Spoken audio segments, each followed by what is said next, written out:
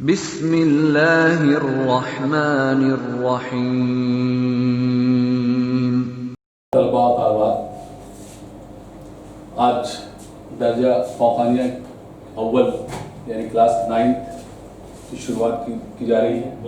मज़मून जोग्राफिया और टॉपिक जो है उन्वान है हिंद की आबो हवा, क्लाइमेट ऑफ इंडिया।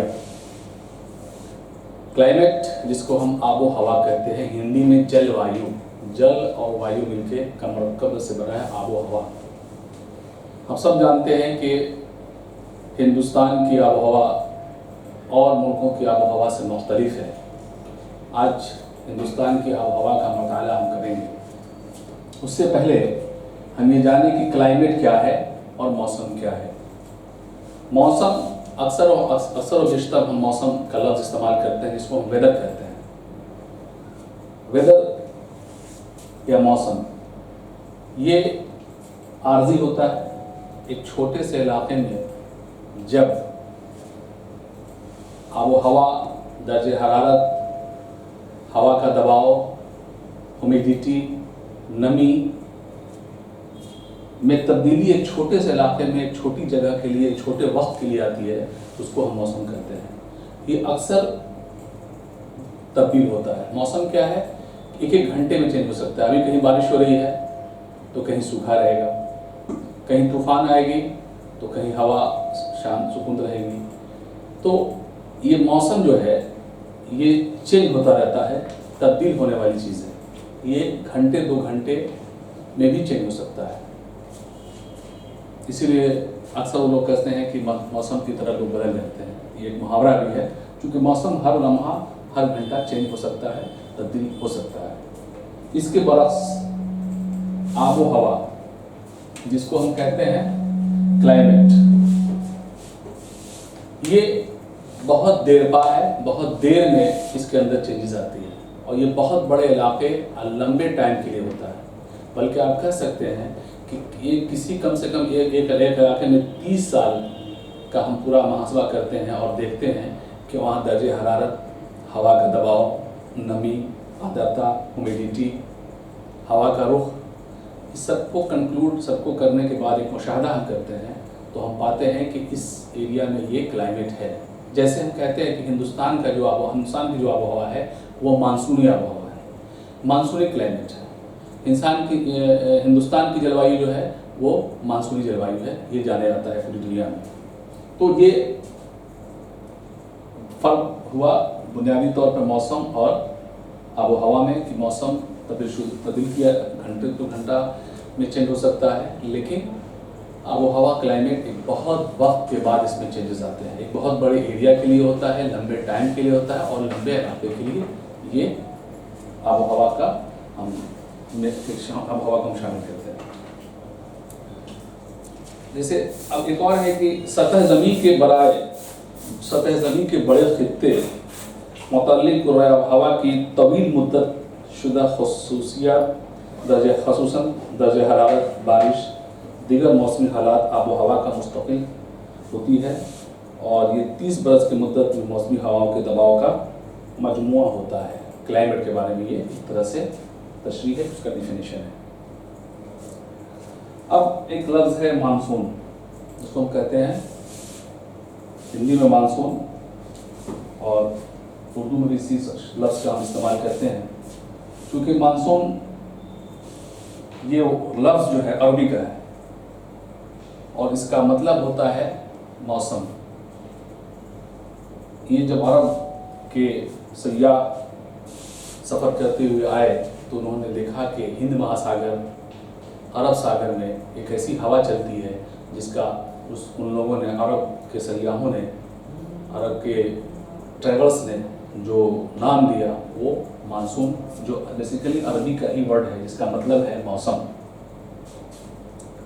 मानसून आबो हवा अरबी के लफ्ज़ मौसम से बना है। मौसम धीरे धीरे, मानसून लफ्ज़ गर्मी में ये धीरे धीरे चेंज होता है और गर्मी में पानी, जब गर्मी में हम सब जानते हैं कि ये हवा मौसमी हवा है।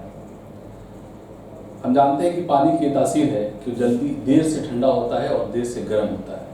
बरस इसके कि ज़मीनी जो है बर्र आज़म हमारे जो हैं वो जल्दी गर्म होते हैं, जल्दी ठंडे होते हैं। तो गर्मी में पानी से ज़मीन की तरफ और जाड़े में ज़मीन से पानी की तरफ जो हवाएं चलती हैं उसको हम कहते हैं मानसूनी हवाएं, और ये लफ्ज़ अरबी का है। तो इसीलिए हिंदुस्तान की जो आबोहवा वो मानसूनी आबोहवा कहा जाता है कि इंसान की जो आबोहवा है, क्लाइमेट, वो मानसूनी तरह की है।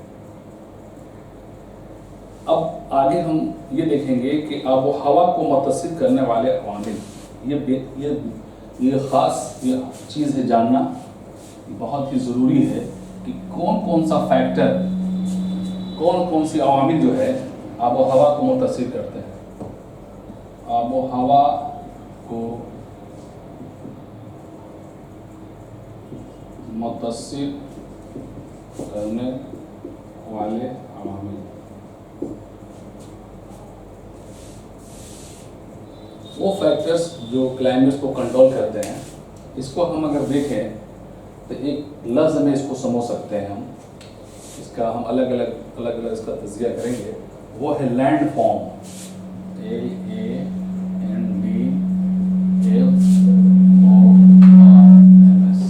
LANDFORMS। लैंड फॉर्म्स ये एक ऐसा लफ्ज़ है जो कई लफ्ज़ों को मिला के इसका मरकब है ये लैंड फॉर्म्स। ये लैंड फॉर्म जो लफ्ज़ है यही हमारी आबोहवा को मुतासिर करता है, और हमारी हिंदुस्तानी आबोहवा क्लाइमेट इसी लैंड फॉर्म्स के ज़रिए कंट्रोल होती है और मुतासिर होती है। अब इसको हम अलग अलग लफ्ज़ों को अगर हम लिखें तो सबसे पहला जो लफ्ज़ है वो है एल। एल से होता है लैटीट्यूड, जिसको हम कहते हैं अर्जुल बलद।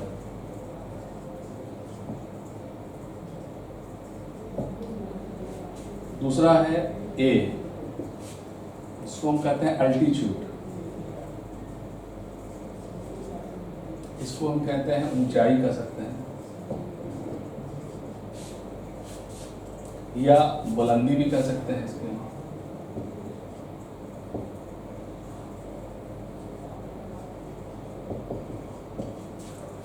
तीसरा है N, nearness from C.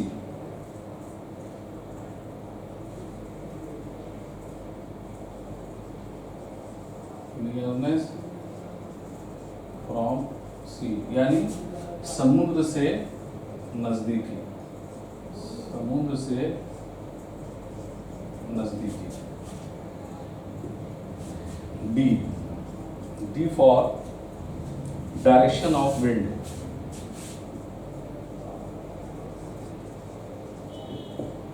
Direction of wind यानी हवा का रुख, हवा का सिमत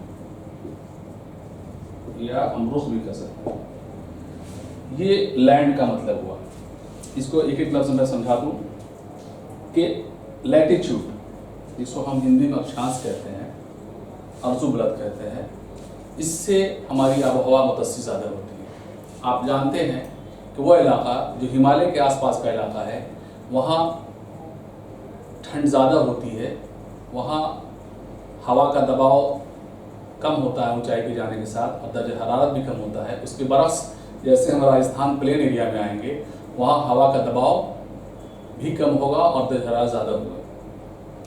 उसके बाद अल्टीट्यूड, ऊंचाई। हमने पहले कहा जो इलाके ऊंचाई पे वाक़ हैं वहाँ गर्मी के दिनों में सयाहत और सैर व तफरीह का मुकाम लोग जाते हैं वहाँ करने, चूँकि ऊंचाई पे है, वो जगह ठंडी होती है, वहाँ का जो दर्ज हरारत भी कम होता है और हवा का दबाव भी वहाँ कम होता है और बहुत खुशगवार माहौल होता है उस ऊंचाइयों पे। अक्सर और बेशतर लोग गर्मी के दिनों में वहाँ सैर व तफरीह के लिए पहाड़ी इलाकों में जाते हैं, जैसे नैनीताल, दार्जिलिंग, शिमला, मनाली वगैरह वगैरह।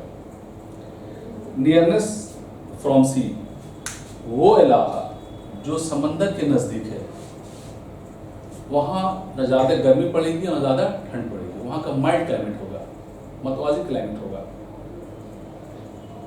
और वो न ज़्यादा गर्म होगा और न ठंडा होगा।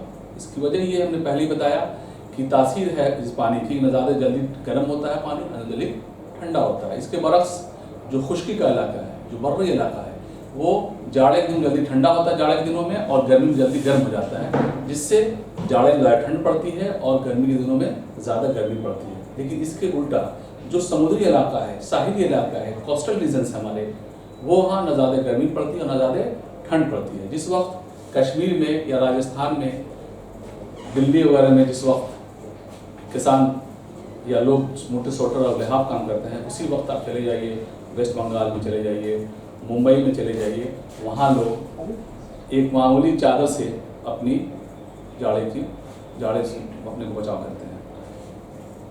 उसके बाद डायरेक्शन ऑफ विंड, हवा का रुख, ये सबसे ज़्यादा इम्पोर्टेंट है कि हवा का जैसे रुख होगा वहाँ क्लाइमेट उससे मुतासिर होगा।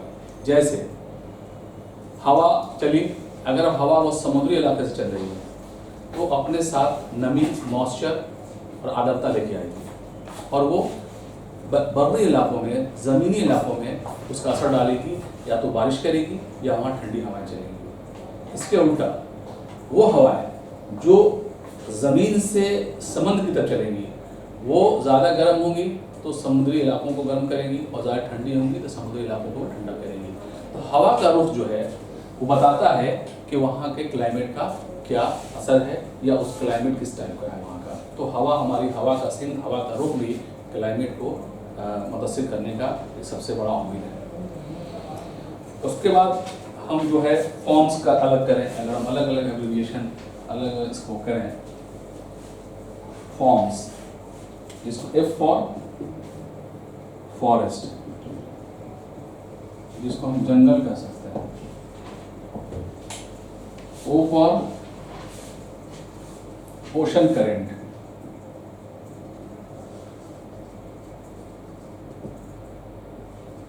समुद्री लहरें,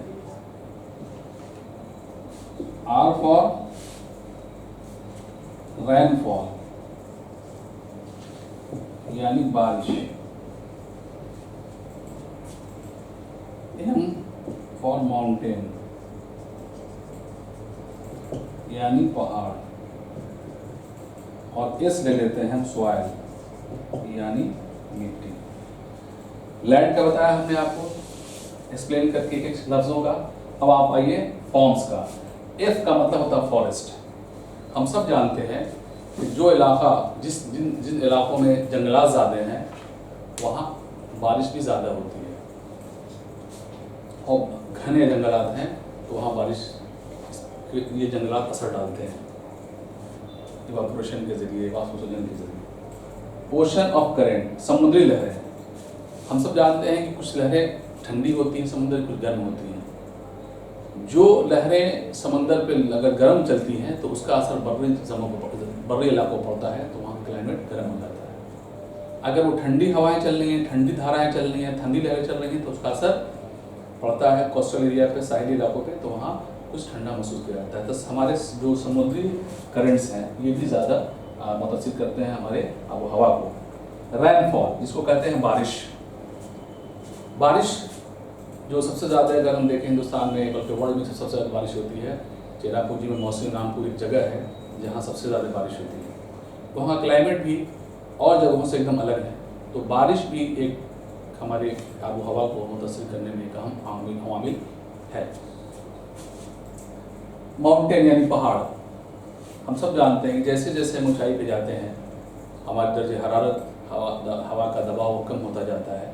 इसलिए माउंटेनियस इलाके में, पहाड़ी क्षेत्रों में, पहाड़ी जो इलाकों में जो लोग रहते हैं वहाँ की आबहवा बनिस्बत बर्री या ज़मीनी सतही या जहाँ ज़मीन नीची है वहाँ के इलाकों में का क्लाइमेट में और रहन सहन में खुर्दनोश में काफ़ी फ़र्क है।